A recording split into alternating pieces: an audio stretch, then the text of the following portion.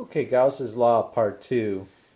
If you remember in the last unit, we found the E due to a long line of charge. And it took me two YouTubes to do that. It took me about 20 minutes to tell you that on two different YouTubes. And so, but I'm going to do it now in one YouTube. And the way I'm going to do that is if this is the long line of charge, let's say that line of charge has, it's positively charged. The last one I made vertically, this one I'm making horizontally. Okay. Well, if we wanted to know the electric field, say right here, then this is what I'm going to do to get the electric field. The electric field goes out in all directions, like a spindle, goes out in all directions here, and so to get the field right here, I'm just going to put a Gaussian surface. You always start out with a Gaussian surface. In Newton's laws, you always start out with a free body diagram. Well, with Gauss's law, you always start out with a Gaussian surface. There's only two Gaussian surfaces we ever use. One is a cylinder and the other is a sphere. You can get everything done with those two surfaces. Okay, so that's my Gaussian surface. And you'll see that, let's say that the charge density, the linear charge density is lambda. That's the linear charge density. That's the charge per length. Okay. Well, if I want to know the field here then, do you see how much flux is coming out the sides of this cylinder? This side and this side. How much flux is coming out those? The answer is zero amount of flux because the field just goes straight up, straight down. And so it's all going, the only flux that there is through this cylinder is through the sides. And so the Q enclosed over epsilon naught is equal to the closed surface integral of E dot dA. So here's one way to find the total flux through a closed surface, and here's the other way to find the flux through a closed surface. Okay, this way, to get the flux through this closed surface, it's going to have to be, if I know the lambda of this thing, then just multiplying, let's call the length of this cylinder L. Then the lambda of this thing is going to be, the Q enclosed is lambda times L. Since if you come over here, if I solve for Q, isn't Q lambda times L? Okay, so I'm going to divide that by epsilon naught. So I'm done with that side.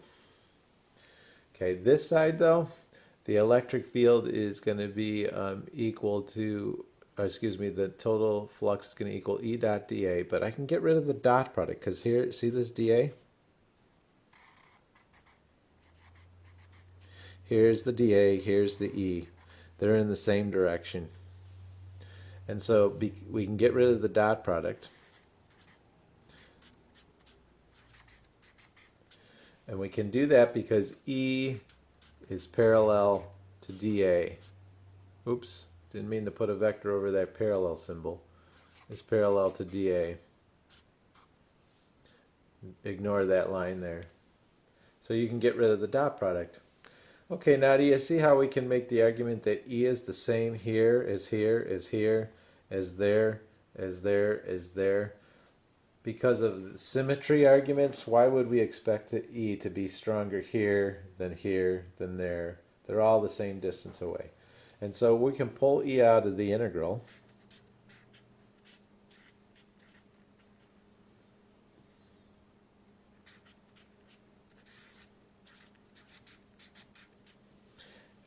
Because E is uniform at all points on this surface.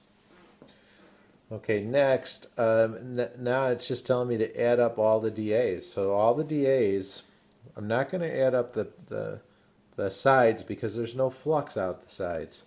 So it's just going to be the flux out this part. And so to get that area, I'm just going to cut this, And if I roll it out, do you see how that area, if I roll out that area, this part is 2 pi r, this part, and this part is L. So that area is going to be, let's see, lambda L over epsilon naught is equal to 2 pi r E times 2 pi r L. Okay, well, the L cancels out. We have an L on both sides.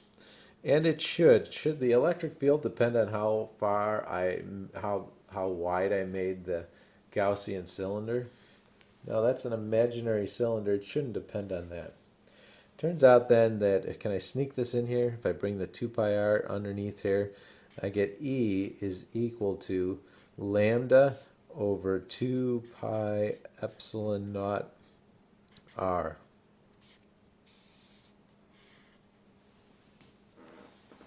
So I did that on one page in about 6 minutes.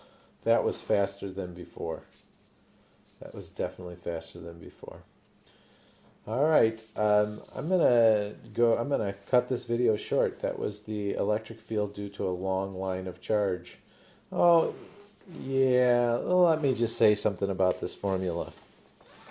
All these things are constants. Lambda is a constant, 2 pi and epsilon naught, they're all constants. So if I were going to graph this, if I were going to graph the equation E equals lambda over 2 pi epsilon naught r,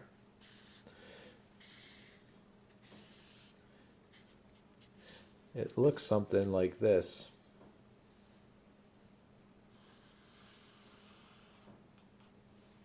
It's a 1 over r graph. That's what it looks like. All right, see you in the next one.